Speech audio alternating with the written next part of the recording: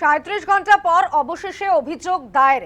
যাদবপুর বিশ্ববিদ্যালয়ের ঘটনা আপনারা জানেন যে বুধবার রাতে তাণ্ডব এবং গতকাল দিনভর তাণ্ডব চলে যাদবপুর বিশ্ববিদ্যালয়, যেখানে এবিভিপির সঙ্গে বামেদের সংঘাত এবং 37 ঘন্টা পর অবশেষে থানায় অভিযোগ দায়ের হয়েছে।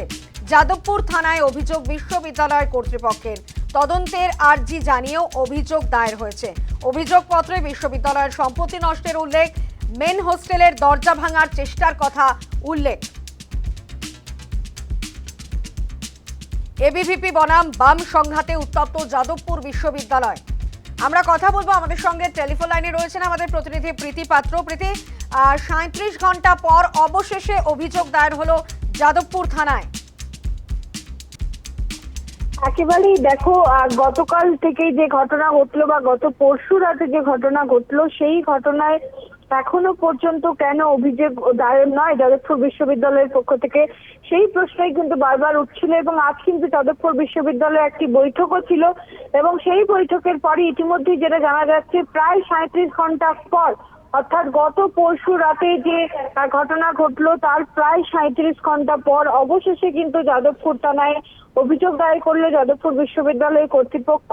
এবং যে অভিযোগ তারা উল্লেখ করেছেন, যাতে গোটা ঘটনা যাতে পুনর্তদন্ত করা হয়, এমনটাই কিন্তু অভিযোগপত্রে উল্লেখ করা হয়েছে।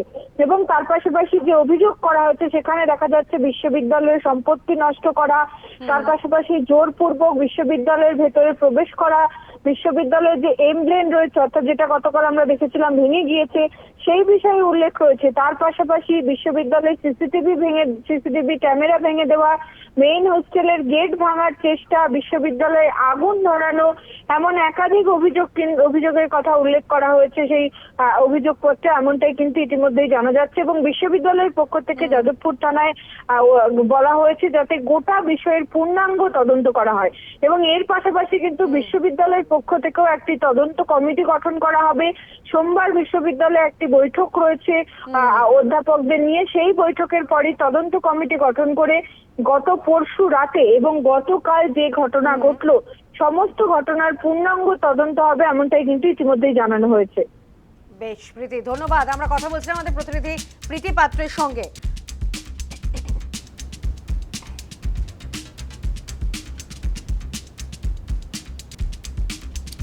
ইতিমধ্যে গতকাল আমরা দেখেছি যেভাবে দিনভর উত্তপ্ত ছিল যাদবপুর বিশ্ববিদ্যালয় এবং এই ঘটনা নিয়ে এবং বামপন্থী ছাত্র সংগঠনকে তোপ দেখেছেন পঞ্চায়েত মন্ত্রী দিলীপ ঘোষ। কি জানিয়েছেন শোনাবো।